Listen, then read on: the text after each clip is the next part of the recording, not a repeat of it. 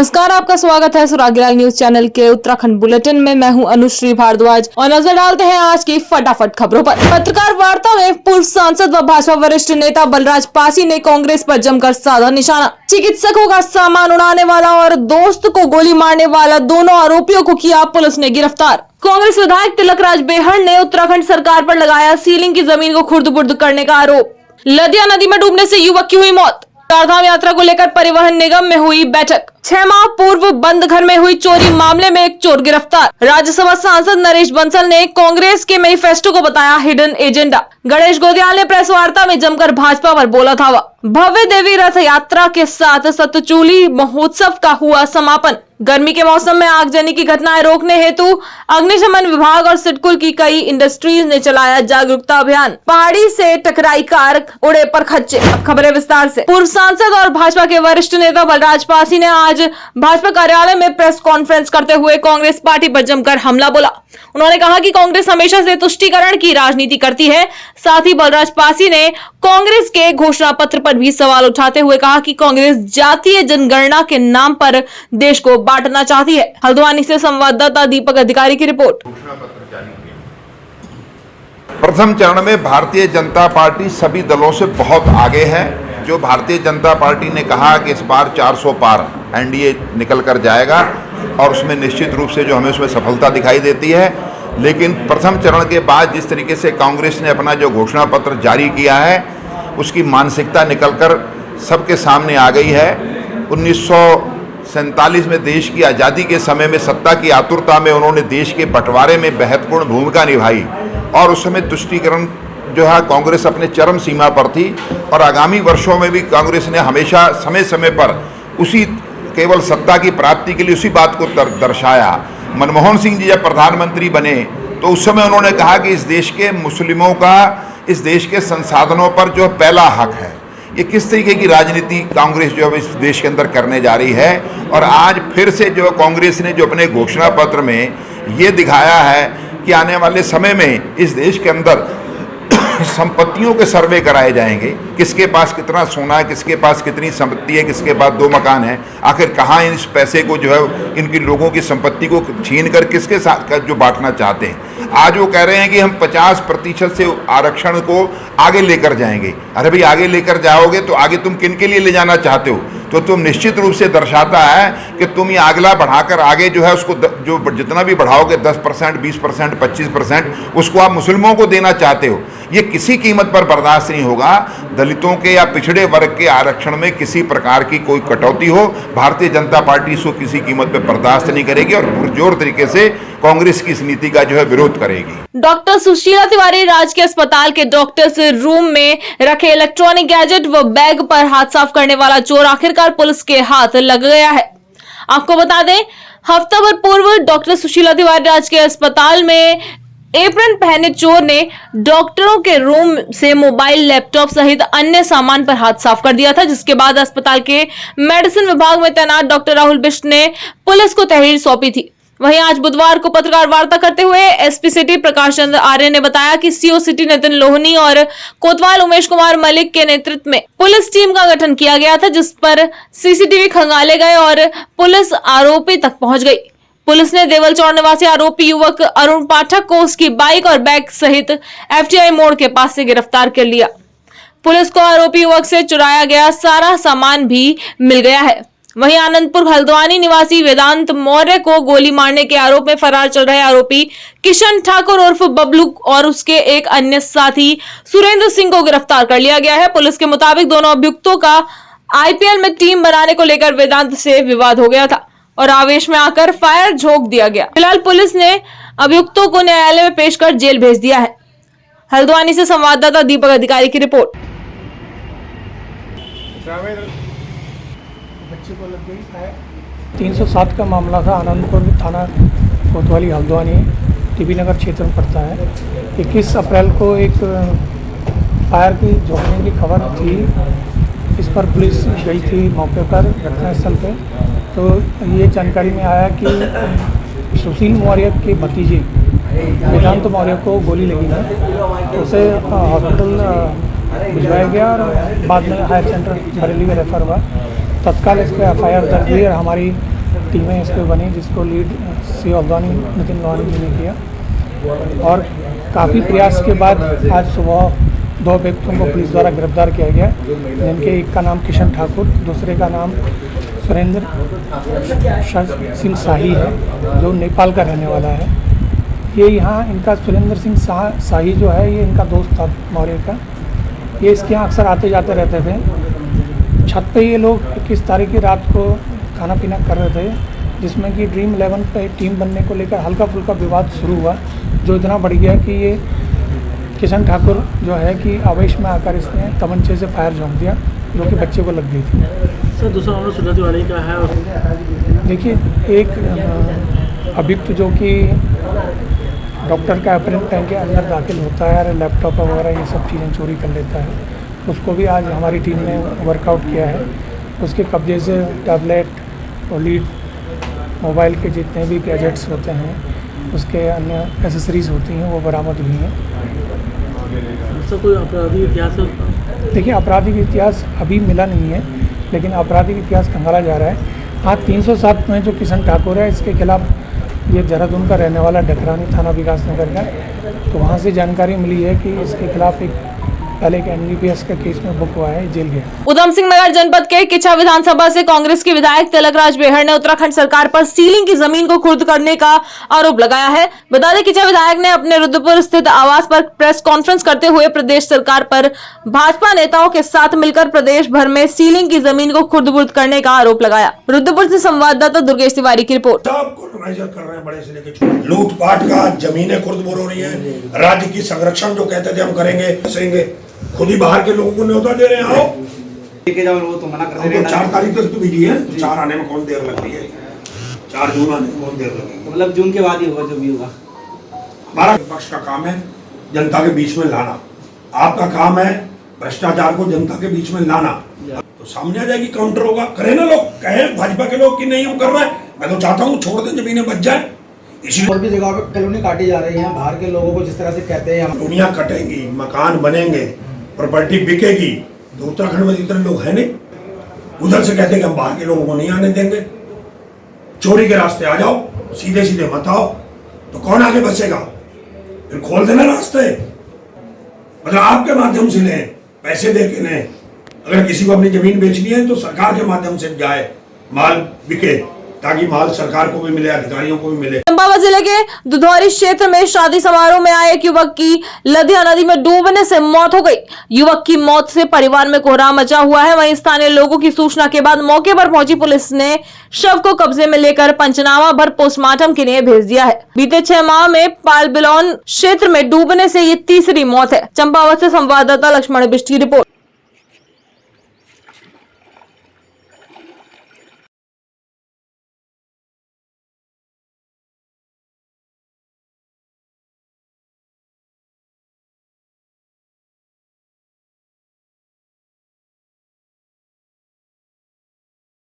चाहे तो एक साथ होनी चाहिए, सब लोग एक साथ बैठना ही नहीं चाहते। पापा, try this. लो, सब लपक ली।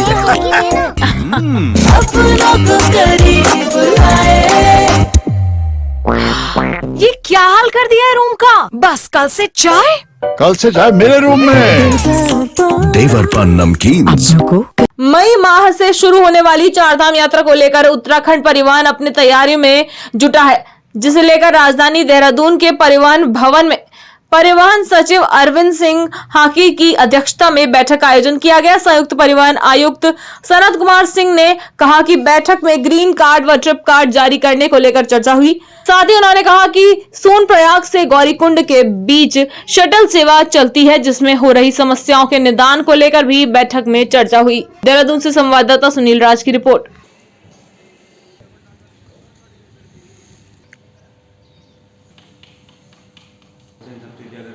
चार धाम में जो हर वर्ष यात्रा में हम लोग जो मुद्दे होते हैं हमारे सामने, वही मुद्दे थे। ग्रीन कार्ड कैसे बनना है, ट्रिप कार्ड किस प्रकार से जारी करना है, जो गाड़ियां जाती हैं उनको चेक करने के लिए चेक पोस्टों पे जो रोकने में समय लगता है, उससे कभी कभी जाम की स्थिति उत्पन्न होती है, तो उससे कैसे निपटा जाए, कैसे ऑटोमेशन और अच्छा कर दिया जाए कि गाड़ी चलती जाए और हम लोग उनको चेक कर लें अपने लैपटॉप के माध्यम से या कंप्यूटर के माध्यम से कि हाँ इसके कागज सही हैं, इसमें ट्रिप कार्ड जारी हुआ है, ग्रीन कार्ड बना हुआ है, सब कुछ दुरुस्त है, तो उनको रोकने की जरूरत न पड़े। इस तरह के मुद्दे थे। एक आध मुद्दे ये भी थे कि सोनप्रयाग से गौरीकुंड के बीच में एक शटल सेवा चलती है, उसमें कुछ समस्याएं पिछले वर्षों में रही हैं, तो उनकी समस्याओं के निदान के बारे में भी। रामनगर कोतवाली पुलिस ने ग्राम चिल्किया में एक बंद घर से 6 माह पूर्व हुई चोरी का खुलासा करते हुए एक चोर को गिरफ्तार करने में सफलता हासिल की है, जबकि घटना में शामिल 2 चोर अभी भी फरार है, जिनकी तलाश को लेकर पुलिस टीम में रवाना कर दी गई है। रामनगर से संवाददाता राजीव अग्रवाल की रिपोर्ट। देखिए, नवंबर 2023 में चिल्किया में एक बंद घर से चोरी हुई थी, जिसमें 3 लोग प्रकाश में आए थे। पुलिस द्वारा उक्त अभियोग में एक व्यक्ति मोहसिन को आज चोरी के माल सहित बरामद किया गया है और अभियुक्त को गिरफ्तार किया गया है। माल मुलजिम को माननीय न्यायालय पेश किया जाए। राज्यसभा सांसद व भाजपा के राष्ट्रीय सह कोषाध्यक्ष नरेश बंसल ने कांग्रेस के मैनिफेस्टो को हिडन एजेंडा बताते हुए तीखा हमला बोला है। नरेश बंसल ने कहा कि जब से प्रधानमंत्री नरेंद्र मोदी ने कांग्रेस के हिडन एजेंडा को उजागर किया है, तब से कांग्रेस के भीतर खलबली मची हुई है। देहरादून से संवाददाता सुनील राज की रिपोर्ट। 60 का जो घोषणा पत्र है उसका हिडन एजेंडा है, जिसके बारे में प्रधानमंत्री जी ने अपने सभाओं में कहा है कि कांग्रेस का जो 60-70 वर्षों से भारत की संपत्ति को लूटने का एजेंडा रहा और उसको लूट कर इन्होंने अपने घर भरे, देश का विभाजन भी किया। अब फिर कांग्रेस उसी प्रक्रिया पर चल रही है। उन्होंने कहा है कि हम देश में संपत्ति का सर्वे कराएंगे, एक्सरे कराएंगे, हमारे समाज में, हमारे देश में, हम यहाँ तक कि जो स्त्री धन है जिसको कानून से भी सुरक्षा है, उसका भी इन्होंने कहा सर्वे कराएंगे। उनके पास कितना धन है और ये तय करेंगे कि कितना रखा जा सकता है। ये भी तय कर सकते हैं, मैं काल्पनिक रूप से कह रहा हूं अभी, कि अगर आपके पास 4 लाख है तो ये कहेंगे आप 2 लाख रख सकते हैं, 2 लाख रुपए सरकार जब ले लेगी। आपके पास जितना सोना है, स्त्री धन है, उसको ये सर्वे करके, एक्सरे करके कोई 10-20 ग्राम आपके लिए छोड़ देंगे, बाकी ये जब्त करने की तैयारी है इनकी, क्योंकि इनकी मानसिकता है कि देश के संसाधनों पर पहला अधिकार मुसलमानों का है, अल्पसंख्यकों का है। ये आपकी संपत्ति को, यहाँ के बहुसंख्यक समाज की संपत्ति को सर्वे के नाम पर, एक्सरे के नाम पर विभिन्न प्रकार से कानून बना करके जब्त करना चाहते हैं और उसको फिर जो इनका एजेंडा रहा है एक उस वर्ग में बांटना चाहते हैं जिनको आप जानते हैं कि जिनके 12-12, 15-15 बच्चे हैं, बड़े परिवार हैं, यहाँ तक कि जो घुसपैठिए देश में आए हुए हैं उनमें भी ये संपत्ति वितरण करना चाहते हैं। हम इसकी निंदा करते हैं। इनके घोषणा पत्र को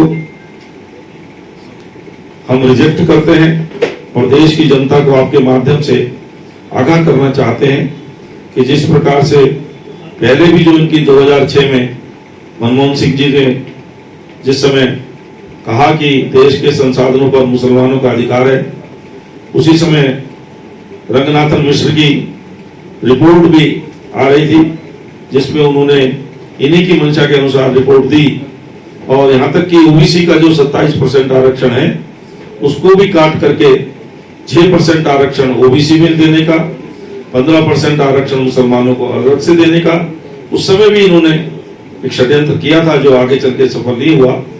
और 2014 से जब से नरेंद्र मोदी जी की सरकार आई है, जो विकास के एजेंडे पर काम कर रही है, सबका साथ, सबका विकास, सबका विश्वास, सबका प्रयास, तब से कांग्रेस लगातार चुनाव में पराजित हो रही है। लेकिन कांग्रेस की देश को लूटने की मंशा गई नहीं है, इसलिए फिर से वो पुराने एजेंडे पर, जिस एजेंडे पर चलते हुए अल्पसंख्यक तुष्टीकरण के उन्होंने देश के धन को लूटा है, फिर से वो उसी एजेंडे पर आकर के अपने घोषणा पत्र में इस प्रकार की बातें कर रहे हैं। देश को जातियों में, उपजातियों में बांट करके, संपत्तियों को अन्य लोगों को बांटने की बात कर रहे हैं, एक वर्ग विशेष का वोट लेने के लिए, वर्ग विशेष को संतुष्ट करने के लिए। तो आपके माध्यम से हम देश की जनता को आगाह करना चाहते हैं और कांग्रेस को भी चेतावनी देना चाहते हैं कि वो इस प्रकार से आग से खेलने का काम न करें जिससे देश में अराजकता की स्थिति पैदा हो। उत्तराखंड कांग्रेस से पौड़ी लोकसभा प्रत्याशी गणेश गोदियाल ने की प्रेस वार्ता। पौड़ी गढ़वाल लोकसभा सीट से कांग्रेस प्रत्याशी गणेश गोदियाल ने मतदाताओं और कांग्रेस कार्यकर्ताओं का धन्यवाद किया। साथ ही मंगलसूत्र वाले बयान पर गणेश गोदियाल ने कहा, जिस सरकार ने सोने के दाम को आम लोगों की पहुंच से दूर पहुंचाया, वो मंगलसूत्र के बारे में टिप्पणी कर रहे हैं। देहरादून से संवाददाता सुनील राज की रिपोर्ट। कांग्रेस के प्रदेश मुख्यालय में आयोजित इस पत्रकार वार्ता में सभी पत्रकार साथियों का बहुत बहुत अभिनंदन है, स्वागत है। जी, सम्मानित जी, भाई राजेंद्र शाह जी, बहन प्रणीता डोभाल जी,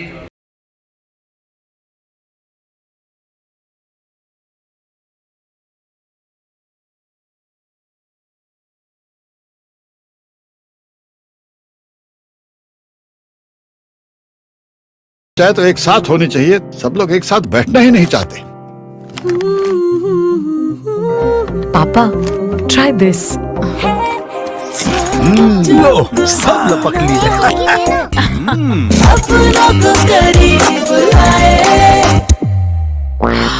ये क्या हाल कर दिया है रूम का? बस कल से चाय मेरे रूम में।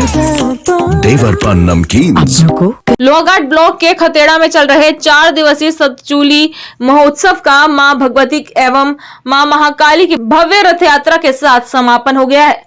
इससे पूर्व प्रातः मंदिर में मुख्य पुजारी दयानंद चिलकोटी द्वारा विशेष पूजन अर्चन किया गया। लोहाघाट से संवाददाता लक्ष्मण बिष्ट की रिपोर्ट। की दिव्य रथ और भव्य विहंगम रथ यात्रा के साथ हमारा 4 दिवसीय सतचूली महोत्सव का आज समापन हुआ। इस महोत्सव के समापन में सहयोग करने वाले सभी सहयोगियों का हम सतचूली महोत्सव समिति अध्यक्ष महेंद्र सिंह बोरा जी और पूरी समिति की ओर से हार्दिक धन्यवाद देते हैं। बहुत ही भव्य और दिव्य विहंगम देवी रथ यात्रा यहाँ पर संपन्न हुई। अपराह्न 3 बजे देवस्थली खचड़ा से रथ यात्रा आरंभ हुई, जो 3 किलोमीटर की दुर्गम चढ़ाई को पार करते हुए अभी अभी मंदिर परिसर में पहुंची है। बहुत ही भव्य दिव्य विहंगम रथ यात्रा का दृश्य यहाँ पर देखने को मिला। हजारों की संख्या में यहाँ पर दर्शनार्थी आए हुए हैं और विभिन्न क्षेत्रों से दुकानदार यहाँ पर आए हुए हैं। लोग जमकर खरीदारी यहाँ पर कर रहे हैं। माँ का आशीर्वाद, माँ अपने सभी रूपों में यहाँ पर आशीर्वाद प्रदान किया। आज माँ भगवती और माँ महाकाली ने चमर झुलाते हुए माँ भगवती और माँ महाकाली यहाँ पर रथ में विराजमान थी। पुनः हम धन्यवाद देते हैं समस्त क्षेत्रवासियों का, समस्त जनों का, जो दर्शनार्थियों का, जो मंदिर परिसर में आज उपस्थित रहे। बहुत बहुत धन्यवाद, बहुत बहुत आभार। जय मां भगवती। गर्मी के मौसम में आगजनी की घटनाएं बढ़ जाती हैं। कहीं गेहूं की पकी फसल में आग लगने की घटना होती है तो कहीं किसी इंडस्ट्री में आगजनी की घटना हो जाती है। इन्हीं आग की घटनाओं को रोकने के लिए लोगों का जागरूक होना बेहद जरूरी है। लोगों की इस जागरूकता को लेकर अग्निशमन विभाग और सिडकुल की कई इंडस्ट्रीज द्वारा जागरूकता अभियान चलाया गया। मुख्य अग्निशमन अधिकारी ईशान कटारिया ने बताया कि इस जागरूकता अभियान कार्यक्रम में कई इंडस्ट्रीज के पदाधिकारी और कर्मचारियों ने फायर विभाग की टीम के साथ हिस्सा लिया। रुद्रपुर से संवाददाता दुर्गेश तिवारी की रिपोर्ट। एक्चुअली मैं काफ़ी समय से प्लान कर रहा था कि एक सिडकुल के साथ हम एक मीटिंग कर लें, ताकि जो हमारा मैसेज है, जो फायर डिपार्टमेंट का मैसेज है, जो हम एक्सपेक्टेशन करते हैं, जो हमारे फायर एंड सेफ्टी नॉर्म्स है, वो हम एक कॉमन प्लेटफॉर्म के थ्रू सभी लोगों को बता दें कि फायर डिपार्टमेंट की ये एक्सपेक्टेशन है कि आप अपनी इंडस्ट्रीज़ में जो भी ट्रेनिंग, मॉक ड्रिल्स या फायर सेफ्टी नॉर्म्स है वो अच्छे तरीके से फॉलो करिए। और उनके एंड से भी हमारे पास काफ़ी क्वेश्चन आएंगे कि वो हमसे क्या एक्सपेक्ट करते हैं, क्योंकि हमको और सिडकुल को और फायर डिपार्टमेंट को मिलकर काम करना है, क्योंकि ये उत्तराखंड का बहुत बड़ा इंडस्ट्रियल एरिया है और यहाँ पे अलग तरीके के रिस्क और हज़ार्ड प्रेजेंट है। और ये बहुत अच्छी बात है कि यहाँ पे सिडकुल में 3 से 4 ऐसी कंपनीज हैं जिनके पास खुद के अपने फायर टेंडर हैं, और जब कोई बड़ी इमरजेंसी होती है, कोई बड़ी मेजर फायर होती है, तो हम लोग मिलजुल के आग को बुझा देते हैं। मीटिंग में ये है कि हम क्या चाहते हैं, अभी फायर सीज़न भी चल रहा है, हमने अपने एक्सपेक्टेशन इन्हें बताए हैं कि आपको क्या डूज एंड डोंट्स है, बेसिक डूज एंड डोंट्स है, वो आपको करना है, और अगर फ्यूचर में आपको फायर इंसिडेंट को रोकना है तो क्या क्या आपकी एक प्रिपेयर्डनेस प्लान आपको बनाना चाहिए। तो उसके बारे में काफ़ी लोग एग्री भी कर रहे हैं कि ठीक है, वैसे तो यहाँ पे जितनी भी कंपनीज़ हैं वो एक अच्छे लेवल की MNC कंपनीज़ हैं, तो उनके अपने रूल्स एंड रेगुलेशन है, तो उनके तो सारे नॉर्म्स बने हुए हैं, प्रिपेयर्डनेस प्लान है। और जिनके नहीं है तो वो भी एग्री कर रहे हैं कि आने वाले टाइम में हफ्ते 10 दिन के अंदर वो भी अपना प्रिपेयर्डनेस प्लान बना लें। लोहाघाट चंपावत NH में मंगलवार दोपहर 3 बजे चंपावत से लोहाघाट की ओर आ रही eco sports car Maneshwar band में अचानक अनियंत्रित होकर पहाड़ी से टकरा गई। टक्कर इतनी जोरदार थी कि कार के अगले हिस्से के परखच्चे उड़ गए। वहीं कार के एयरबैग खुलने से शिक्षक राजेंद्र गिरी की जान बच गई और केवल मामूली चोटें लगी हैं, जिनका अस्पताल में प्राथमिक उपचार कर घर भेज दिया गया है। लोहाघाट से संवाददाता लक्ष्मण बिष्ट की रिपोर्ट। आज के लिए बस इतना ही। उत्तराखंड से जुड़ी सभी खबरों को जानने के लिए जुड़े रहें सुराग हिलाल न्यूज चैनल से। धन्यवाद।